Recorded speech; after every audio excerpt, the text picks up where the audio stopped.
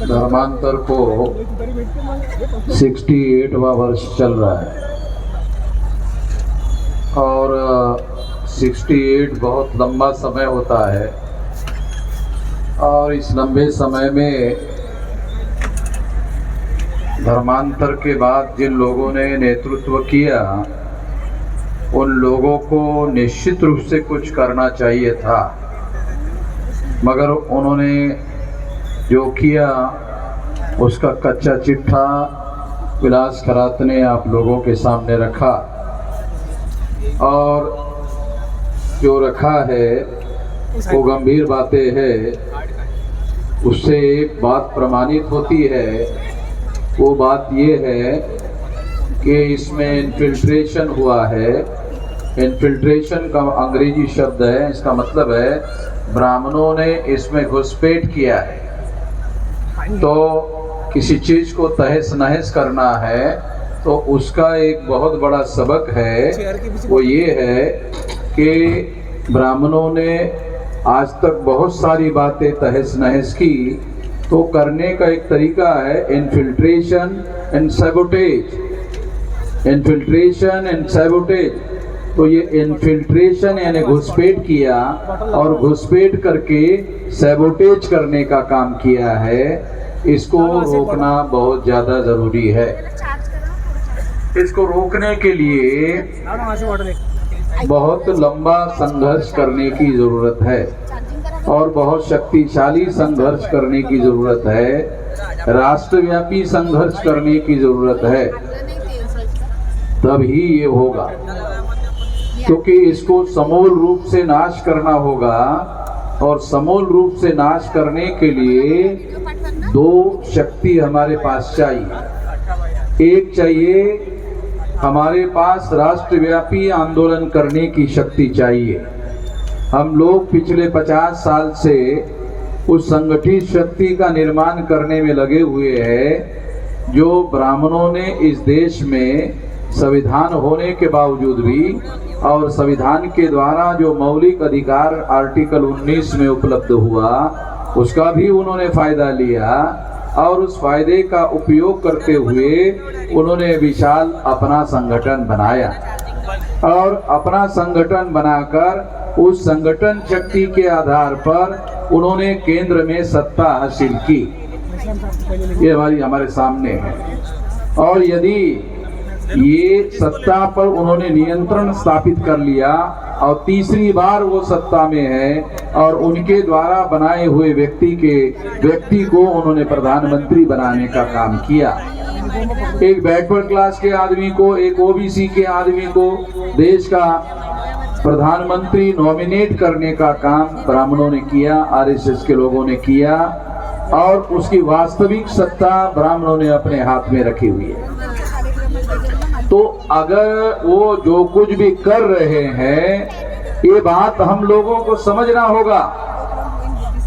वो सत्ता के बल पर कर रहे हैं, सत्ता के सामर्थ्य से कर रहे हैं। इतना आसान नहीं है, मगर वो आसान उनको हुआ, वो सत्ता के बल पर हुआ, इसे समझना होगा। और अगर ये सत्ता के बल पर हुआ तो उसको सत्ता के बाहर रहकर कैसे करोगे? ये वास्तविक सवाल है। इस सवाल का जवाब अगर हमारे पास नहीं है तो फिर हम लोग कामयाब नहीं हो सकते। ये केवल भावनावश होने से समस्याओं का समाधान नहीं हो सकता। जहां तक हमारे लोगों ने बौद्धिक भ्रष्टाचार किया है, अगर उन्होंने बौद्धिक भ्रष्टाचार किया है तो वो बौद्धिक भ्रष्टाचार जनता में फैलने का अंदेशा होता है, खतरा होता है और उससे जनता के दिमाग को भ्रष्ट किया जा सकता है। उसके लिए बदलना जरूरी है, मानस बदलना जरूरी है, विचार बदलना जरूरी है। उसके लिए सत्ता की जरूरत नहीं है। वो काम तो हम अपने संगठन के बल पर ही कर लेंगे, हमारे अपने संगठन के बल पर ही कर लेंगे।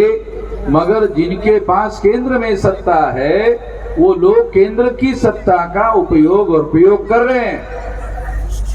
तो इसलिए इसका उपाय जो है साधारण उपाय नहीं है, इसका बड़ा उपाय करना होगा और इसके लिए राष्ट्रीय स्तर का व्यापक और विशाल संगठन निर्माण करना होगा, जिसके लिए हम 50 साल से लगे हुए हैं। और अभी हमारे पास जो 36 स्टेट हैं सारे देश भर में, सारा देश जो भारत है वो 36 स्टेट है उसके, उसमें से 32 स्टेट में अभी हमारा संगठन फैल गया है। 32 स्टेट में से 625 जिलों में संगठन फैल गया है।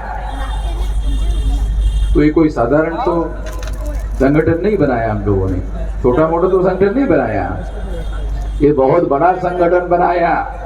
और अभी केवल एक काम बाकी है, ये आंदोलन 6 लाख गांवों में पहुंचाना जरूरी है, फिर मैं इन लोगों को गधे और घोड़े लगाता।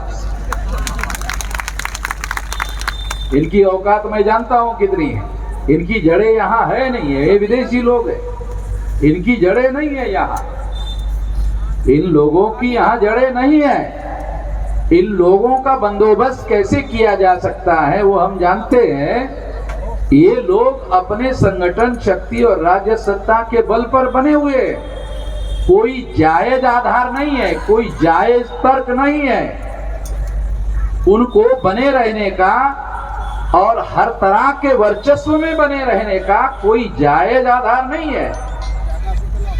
इसके बावजूद भी बने हुए हैं, तो इसके लिए हमें निश्चित रूप से इस बात को समझना होगा कि ये सत्ता के और संगठन शक्ति के बल पर बने हुए हैं, कोई आधार है नहीं है। हमें समझना चाहिए, हम बहुत बार भावनावश हो जाते हैं, भावनावश होके बहुत सारी बातें बोलते रहते हैं, कहते रहते हैं, वो उससे नहीं होगा, तो करना होगा ना। ये समस्याएं हैं, उसका समाधान करना होगा। समाधान करने के लिए संगठित शक्ति चाहिए, तमाम समस्याओं का समाधान करना होगा और वो समाधान करने के लिए संगठित शक्ति चाहिए, छोटी मोटी शक्ति से नहीं होगा, राष्ट्रव्यापी शक्ति, संगठित शक्ति चाहिए। और वो अभी हम लोग, मैं ऐसा मानता हूं, बहुत ज्यादा से ज्यादा 2030 तक 6 लाख गांव का संगठन खड़ा हो जाएगा। और ताली बजाने से होगा नहीं, सही बोले। ये जो काम है, ये मैं 18 साल 3-4 महीने की मेरी उम्र थी, अभी 67 चल रहा है, इतने लंबे देर से कर रहा हूँ, रात दिन मेहनत करके इतना विशाल संगठन खड़ा किया।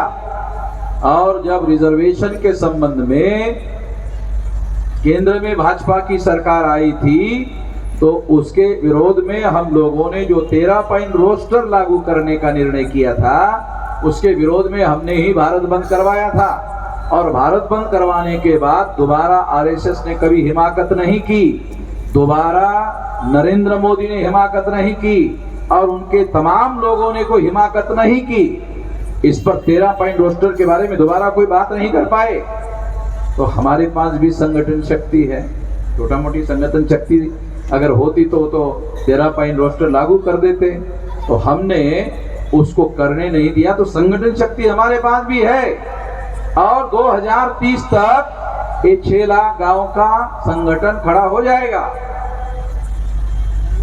और ये खड़ा हो जाएगा तो आप लोगों को ये बात क्यों कह रहा हूं कि आप लोगों को भी अपने अपने राज्यों में, अपने अपने कमिश्नरियों में, अपने अपने जिले में और अपने अपने तहसीलों में, ब्लॉक में और ग्राम पंचायत में और ग्राम में एक संगठन खड़ा करने का काम आपको करना चाहिए।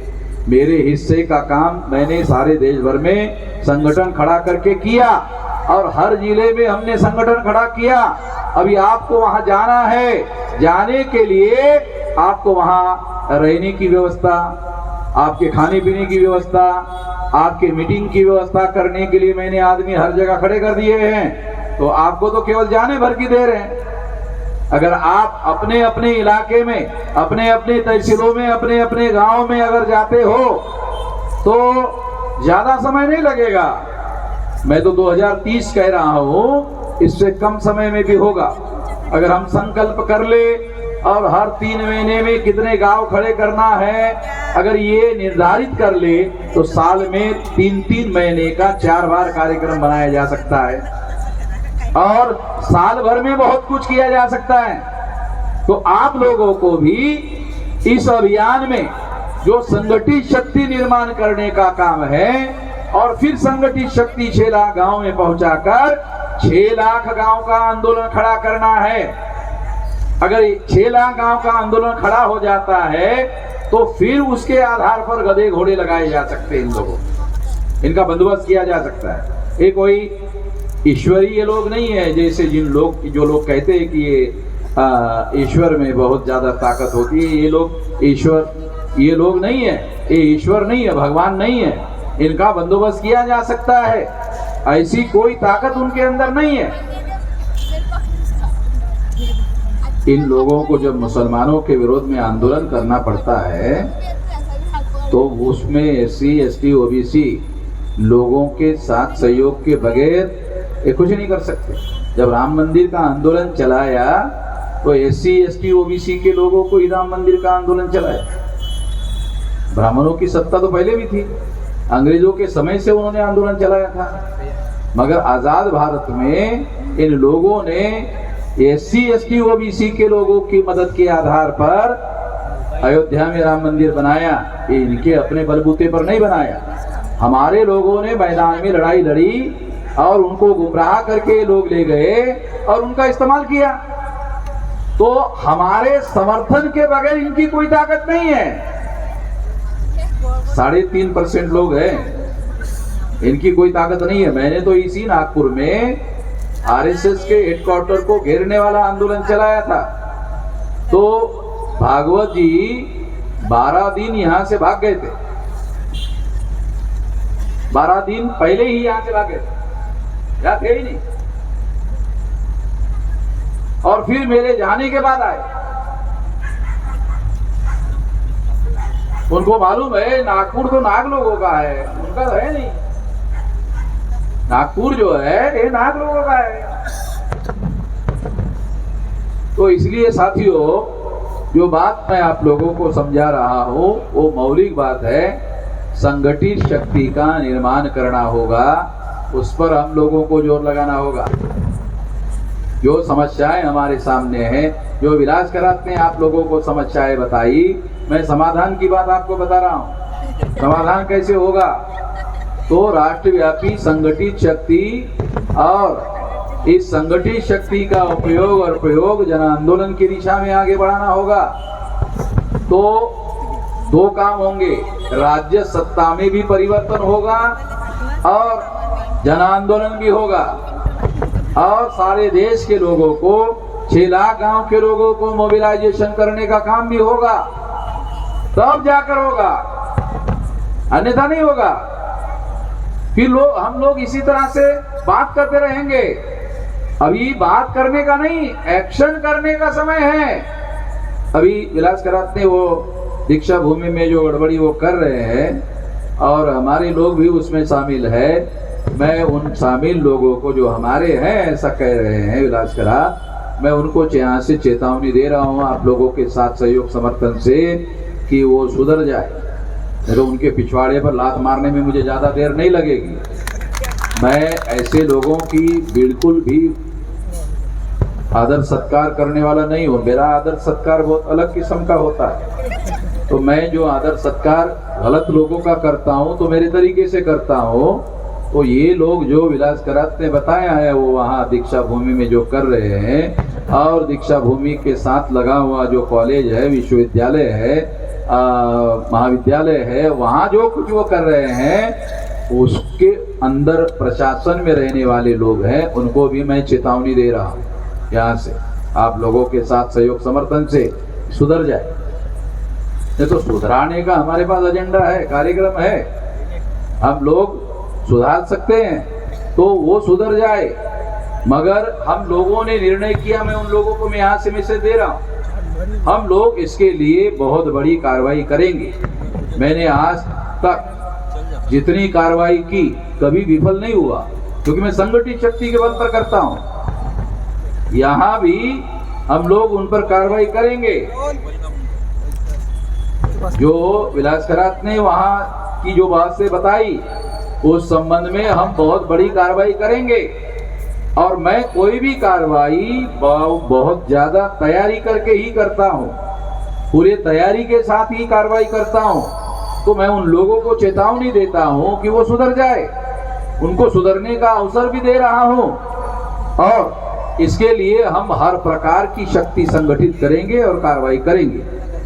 तो मैं बहुत ज्यादा लंबी बात नहीं कहना चाहता हूँ, क्योंकि ये एक मौलिक बात थी कि हम लोगों को संगठित शक्ति, जो सारे देश की समस्या है, उसके लिए तो 2030 तक वेट करना होगा। जो नागपुर के विद्यालय की समस्या है, ये तो कल से शुरू कर सकते हैं, इसके लिए ज्यादा समय नहीं लगेगा। मगर उनको कल से इसलिए नहीं शुरू करना चाहता हूँ कि मैं सुधरने का अवसर देना चाहता हूँ कि वो सुधर जाए। अगर वो सुधरते नहीं हैं तो फिर हम लोग अपनी कार्रवाई करेंगे। और इसी के साथ मैं अपनी बात यहाँ समाप्त करना चाहता हूँ। बहुत लंबी बात कहने की जरूरत नहीं है, करने की जरूरत है उस काम को। फडणवीस का क्या करेंगे ऐसा विलास का कहना है। फडणवीस का तो 2-3 महीने में बंदोबस्त हो जाने वाला है। फडणवीस ज्यादा नहीं है, अभी 2-3 महीने, नवंबर, अभी कौन सा चल रहा है, पकड़ता नहीं ना नवंबर के लास्ट वीक में ये चेंज हो जाएगी। तो फडणवीस बाहर आ जाएगा।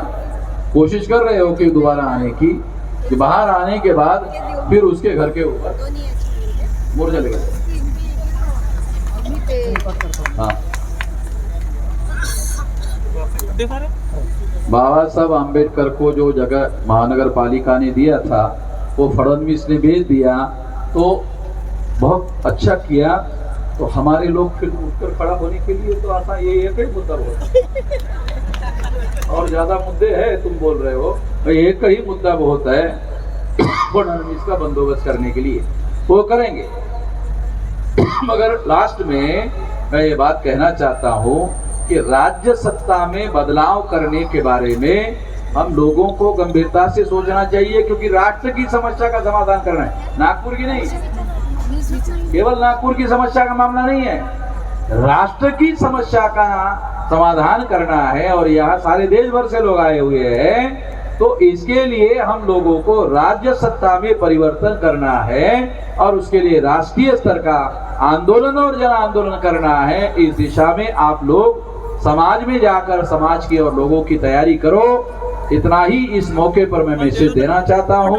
आपने मेरी बात ध्यान से सुनी, इसके लिए आभार, धन्यवाद।